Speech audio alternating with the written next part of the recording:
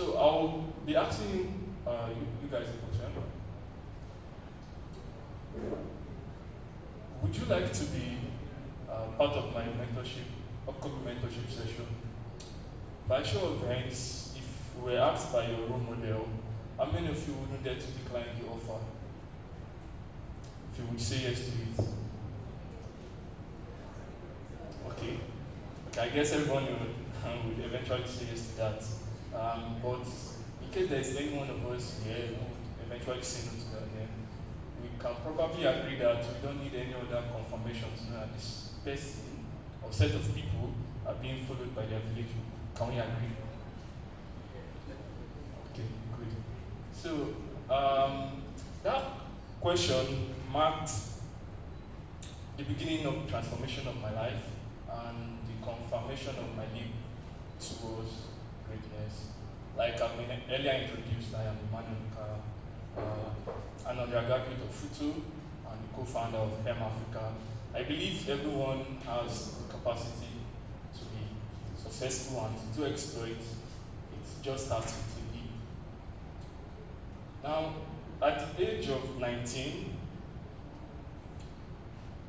I took responsibility of my life because I understood what was ahead of me, being the first child of my family and of my parents. I'm coming from a humble background, and so I knew I had to take some drastic decisions and just start out with whatever I had back then. And so, in a discussion with one of my coach, he asked me some series of questions. Some of them like, who really is EMMANUEL NDUKA? Like, what am I passionate about? What I want to be known for? What's the kind of legacy I want to build for myself? And so, along other responses I gave, I simply said I would love to be a billionaire and also a philanthropist. And along the line of our conversation, he mentioned a name to me, and at the time it was a bit strange because I've not heard of that name before. And that was Tony Elumelu. So after the conversation, I knew I had to do my assignments.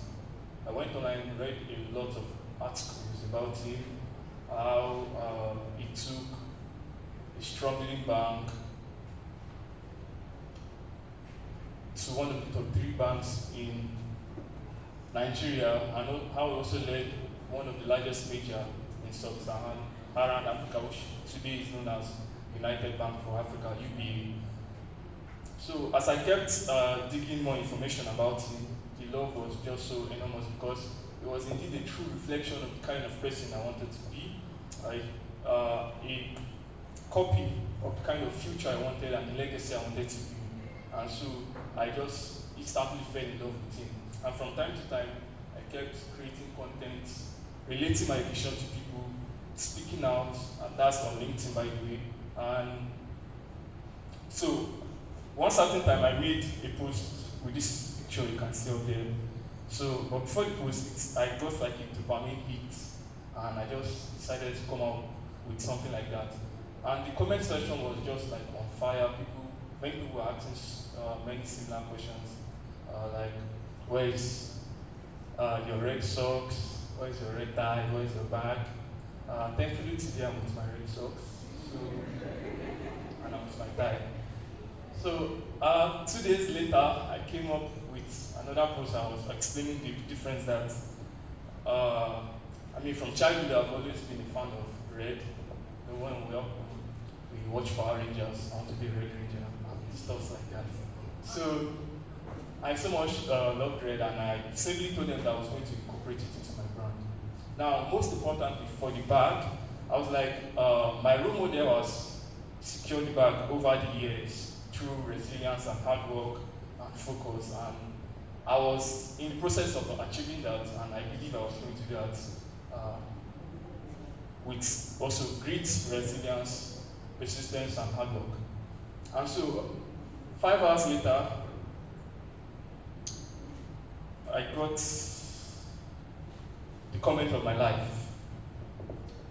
And then, that was Mr. Tony Elumelu, who went on to ask me, first of all, he laughed and said, Emmanuel, you're on the right path, and he asked that question I asked you all at the beginning of this talk. Do you want to be part of our mentorship program? It's quite funny because at this point you would think that a skit is going on here. You can see 484 replies. Just one person. And how it's more funnier because there were this some set of people that were like trying to pull me down, like critics, and they're all responding yes, but they never believed in it in the first time. I guess that's why we're all humans, right? We like to jump on opportunities. We just wait for the first person, scapegoat, to go for it. Well, that was how, like I said earlier on, transformation of my life, and I flew down to Lagos for the mentorship session, and we recreated that picture I earlier showed you guys. And it was mind-blowing, as you can see. So it was indeed a beautiful experience. Now, I have other highlights and other stuff I have achieved since taking that decision, but this is the one I would like to stick with. Now, there are also other young people I would like to highlight it because if we must leap out, it all starts with a decision. It all starts with wanting to make a difference and stand out from the crowd. Just like this. Now, from the far left of the screen, that is Prosperity, Olorunfemi, and the other guy there, Denu Bon. So they are the convener and co-organizers of TEDxAlausa, 17 years and 21 years respectively. So these are some of the things you get when you decide to stand out. And when I say success starts from leaping out of the box, I simply mean you go against conventional belief. I simply mean doing beyond what is normal. That is going against just, going to school to obtain your degree and,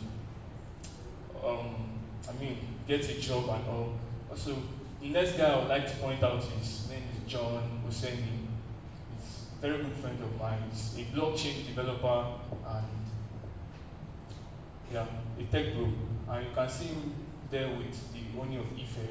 He's one of the top 100 product in the world. So these are some of the guys that have decided to stand out by first of all leaping out of the box when they made a drastic decision to be different. Now, you see,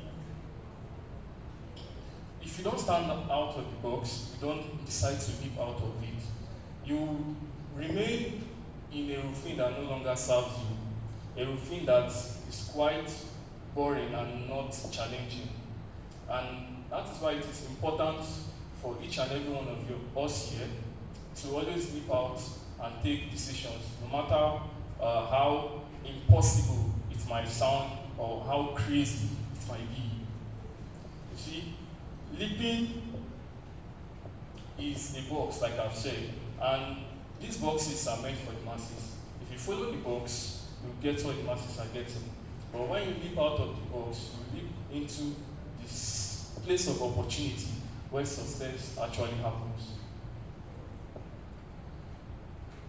So, there are 3 key lessons I would like to share from this moment that I believe would help each and every one of us here to start out on our journey.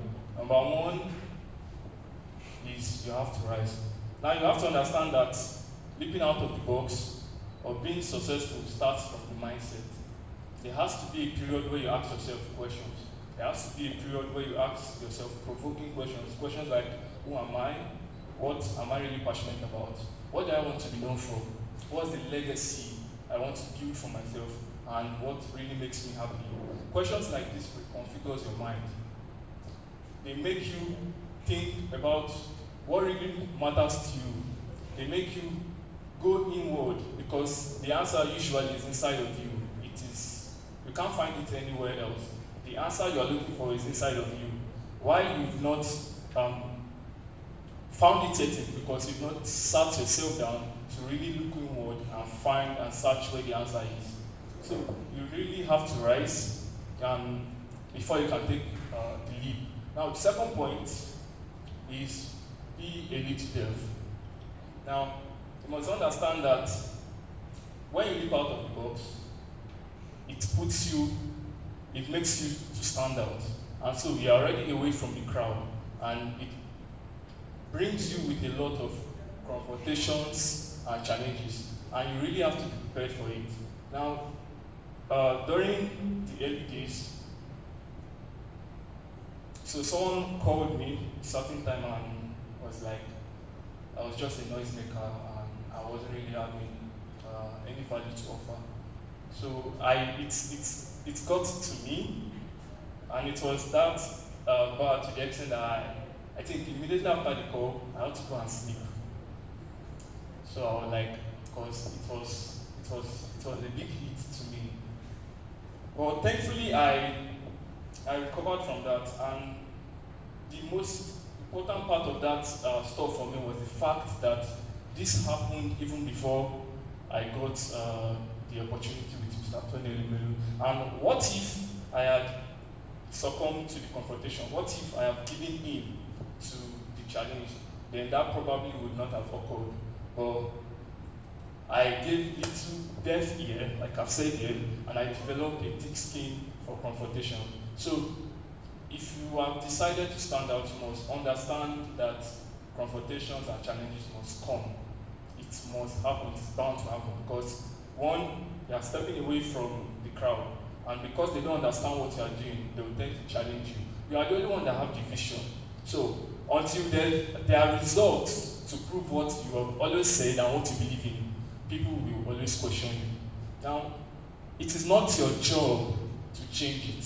What is your job? Now, your job is to remain in the saddle. And what do I mean by remaining in the saddle? Like most of the speakers have said already, you remain consistent. Your job is not to change the circumstances. Your job is to persevere. Your job is to be resilient.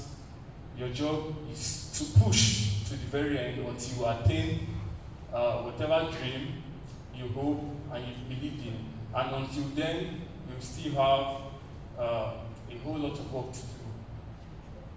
Now, I believe with this point, you can then go on to become champions in your own space. That you can then go on to become winners in your respective sphere, in your respective field, and till then, and it is only until we can see that I am successful, I am fulfilled, and most importantly, I have been able to add my quota to the development of Africa. Until then,